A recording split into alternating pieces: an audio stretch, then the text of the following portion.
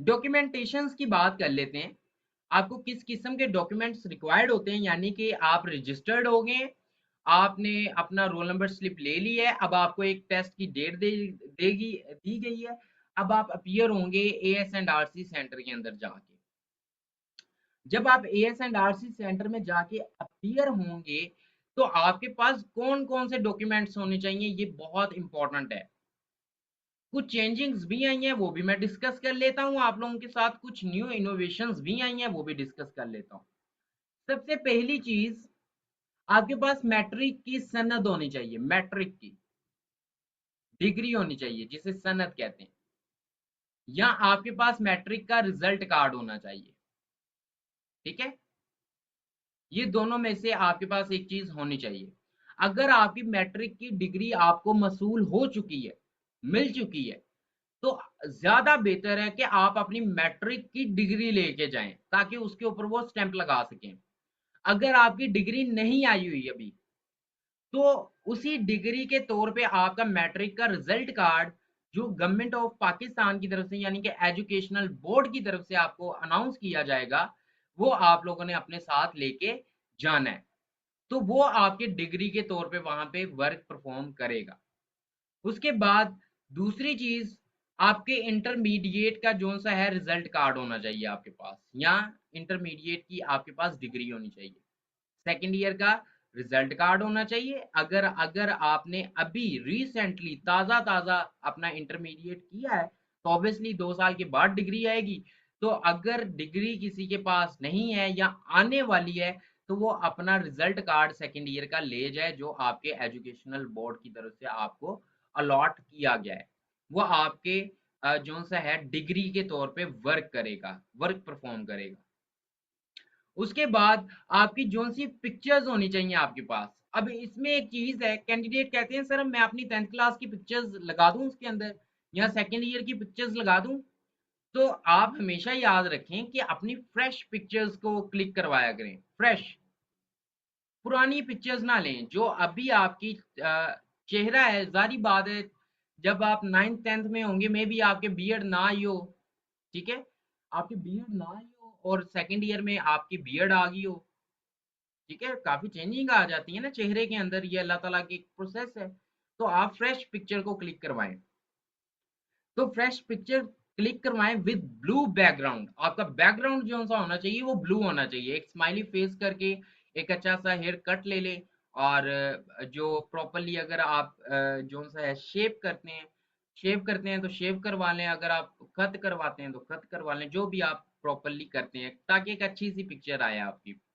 उसके बाद हम लोग डिस्कस कर लेते हैं आपके आईडी कार्ड के ऊपर। अब जिन कैंडिडेट की उम्र जो सी है 18 साल है या 18 साल से ज्यादा है, और उनका अभी तक आईडी कार्ड नहीं बना या उन्होंने बनवाया नहीं, तो वो आज ही अपनी एप्लीकेशन दे दें आईडी कार्ड बनवाने के लिए, नादरा के अंदर जाके। जो आपको 30 दिन या 40 दिन के अंदर प्रोवाइड हो जाता है, उसकी एक फीस होती है, वहां पे आपको पता चल जाएगा। अदरवाइज अर्जेंट बेसिस पे भी आपका बन जाता है।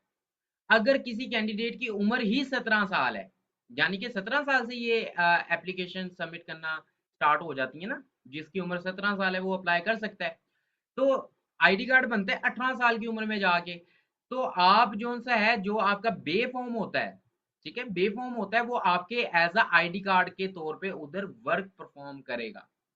तो आप अपना आईडी कार्ड उधर लेके जा सकती हैं और बे फॉर्म लेके जा सकती हैं as working on your CNIC. ठीक है, आपके सीएनआईसी के तौर पे वो वर्क करेगा।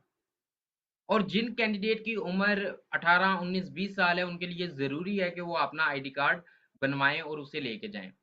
अगर आपने अपना आईडी कार्ड बनवाने के लिए दे दिया है और 2 दिन के बाद आपका इनिशियल्स होगा, तो आईडी कार्ड मिलेगा या हफ्ते बाद अर्जेंट बेसिस पे या 40 दिन बाद। तो उस एट दैट टाइम क्या करें, एट दैट टाइम आपको एक टोकन नंबर दे दिया जाता है। ठीक है, एट दैट टाइम आप लोगों को एक टर्म यूज होती है टोकन नंबर की, वो दे दिया जाता है। आप वो टोकन नंबर लेके अपने इनिशियल टेस्ट के सेंटर में अपीयर हो सकते हैं, एएस एंड आरसी सेंटर में जाके, और उन्हें ये शो करवा सकते हैं कि सर मैंने एप्लीकेशन सबमिट कर दी है, इंशाल्लाह ताला विद इन फ्यू डेज मेरा आईडी कार्ड बन के आ जाएगा, तो आप मुझे अलाउ कर दें। तो वो आपका टोकन नंबर देख के आपको अलाउ कर देंगे। उसके बाद आपके पास कुछ और डॉक्यूमेंट्स हैं जो होना बहुत ज़रूरी है। सबसे पहले आपकी रोल नंबर स्लिप है। ऑब्वियसली आप तब ही इनिशियल के लिए अपीयर हो सकते हैं या सेंटर में जा सकते हैं जब आपके पास रोल नंबर स्लिप होगी। हर सेंटर की ये रिक्वायरमेंट होती है ना, आपने पेपर्स दिए हुए हैं, जिस भी सेंटर में जाना है तब भी सेंटर के अंदर दाखिल होने देते हैं जब आपके पास रोल नंबर स्लिप हो। वो रोल नंबर स्लिप कैसे जनरेट होती है? जब आपने आपको आप रजिस्टर करवा लेते हैं, रजिस्टर करवाने के बाद एक रोल नंबर स्लिप जनरेट होती है, उसका प्रिंट निकलवा लें, वो आपकी रोल नंबर स्लिप कंसीडर होगी। दूसरे बाद दूसरी चीज आपका चलान फॉर्म है। जब आप रोल नंबर स्लिप के लिए अप्लाई कर देते हैं, अप्लाई करने के बाद एक चलान फॉर्म भी आपको अपीयर हो जाता है। वो आपने डाउनलोड करना है और ऊपर लिखा होता है कि आपने वो चलान फॉर्म किस जो सा बैंक के अंदर है सबमिट करवाना है या चलान जमा करवाना है। तो दिए गए बैंक में आपने जाना है और अपना चलान फॉर्म को सबमिट करवा देना है। जब आप उसको सबमिट करवा देंगे तो आपका जो रजिस्ट्रेशन है वो कंफर्म हो जाएगी। जिसका चलान फॉर्म सबमिट नहीं हुआ होगा उसकी रजिस्ट्रेशन कंफर्म या रजिस्टर्ड उसे नहीं समझा जाएगा, फीस पे करना पड़ेगी आपको। उसके बाद आपके पास तीसरी चीज आपका डोमिसाइल है। ठीक है, डोमिसाइल है। अब जिन कैंडिडेट्स का डोमिसाइल नहीं बना वो लाजमी बनवाएं अपना डोमिसाइल। अल खिदमत मरकज होता है पाकिस्तान के डिफरेंट इलाकों के अंदर, वो मौजूद होते हैं उनके इंस्टीट्यूशंस, आप वहां जाएं और वहां जाके आप अपनी एप्लीकेशन सबमिट कर दें जो है डोमिसाइल के लिए। और डोमिसाइल बनाने के लिए आपको टाइम दे दिया जाता है और तब भी आपको एक टोकन नंबर दे दिया जाता है। अगर वो टोकन नंबर लेके आप अपने साथ इनिशियल में अपीयर हो जाएं या AS&RC सेंटर में अपीयर हो जाएं तो वो टोकन नंबर आपके डोमिसाइल के तौर पे काम करेगा। उन्हें ये कंफर्म हो जाता है कि इन फ्यूचर इस कैंडिडेट को जो सा है डोमिसाइल मिल जाएगा इंशाल्लाह। तो ये वो डॉक्यूमेंट्स हैं जो आपने अपने साथ लेके इनिशियल टेस्ट जब देने जाना है तो ये डॉक्यूमेंट्स लेके आपने अपीयर होना है AS&RC सेंटर के अंदर। जिस कैंडिडेट के पास, जिस भी लड़की के पास एक भी डॉक्यूमेंट नहीं होगा वो उससे जो सा इनिशियल टेस्ट में बैठने की इजाजत नहीं दी जाएगी। सो आप ये वीडियो ध्यान से देखें ताकि आपकी कोई भी चीज मिस ना हो सके जिस दिन आप टेस्ट देने जाएं, तो आपको इन मुश्किलात को फेस करना ना पड़े। और तीसरी बट और चीज जो सबसे इम्पोर्टेंट है वो है आपकी अटेस्टिंग। ठीक है, अटेस्टेड डॉक्यूमेंट्स आपने करवाने हैं। अटेस्ट कैसे होते हैं? अब जो ये जितने भी डॉक्यूमेंट्स मैं आपको बता रहा हूँ ये आपने अटेस्ट करवाने हैं 17th ग्रेड ऑफिसर से। ठीक है, 17 ग्रेड ऑफिसर से, गस्टेड ऑफिसर से आपने अपने डॉक्यूमेंट्स अटेस्ट करवाने, सिग्नेचर करवाने। कोशिश करें उस ऑफिसर से करवाएं जिसकी अपनी स्टैम्प बनी हो, जिसके ऊपर उनका नाम हो, उनका डेजिग्नेशन लिखा हुआ हो, जैसे यहाँ पे ये एक एग्जाम्पल के तौर पे मैंने आपको शो करवाया।